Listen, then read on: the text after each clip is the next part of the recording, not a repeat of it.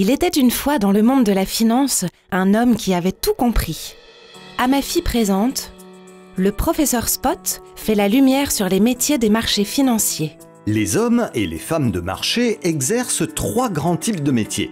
Le front office, les supports et les risques. Aujourd'hui, projecteur sur les métiers liés au risque. Allez, c'est parti! Il existe 3 grands types de risques auxquels un intermédiaire financier est exposé. Risque financier, risque opérationnel et risque de non-conformité. À chaque fois, il s'agit d'identifier ces risques, de les évaluer et bien sûr, de les surveiller, tout en prenant particulièrement en compte les facteurs liés au climat et à l'environnement qui influencent et aggravent tous les autres types de risques. Les métiers en charge de ces risques constituent un rempart contre les prises de risques non soutenables par l'intermédiaire. Ils forment ainsi une seconde ligne de défense, la première étant bien sûr le front office.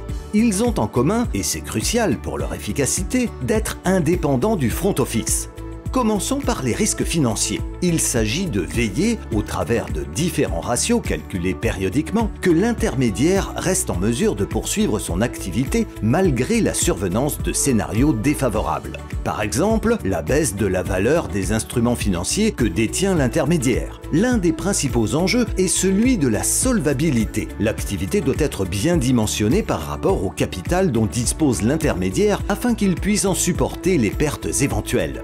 Pour chaque risque financier, la direction générale fixe une limite en accord avec le conseil d'administration. Les équipes risques financiers les déclinent ensuite en détail par activité et par trader. Et si certaines sont proches d'être atteintes, elles peuvent exiger que des actions soient prises.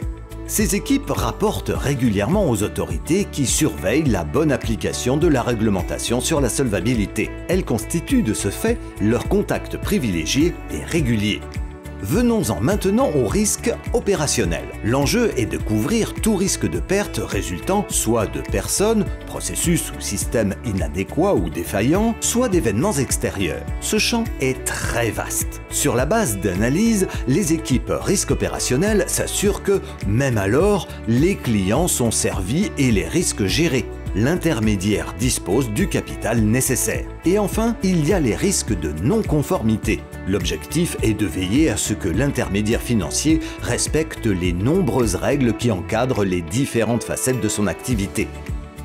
La conformité a de ce fait de nombreuses missions. Son rôle est non seulement de protéger la réputation de l'intermédiaire et donc de sauvegarder la confiance de ses clients, mais aussi de prévenir les sanctions que l'entreprise et ses collaborateurs encourent si la réglementation applicable n'est pas respectée. La conformité est donc le contact privilégié des autorités de surveillance en cas de manquement potentiel.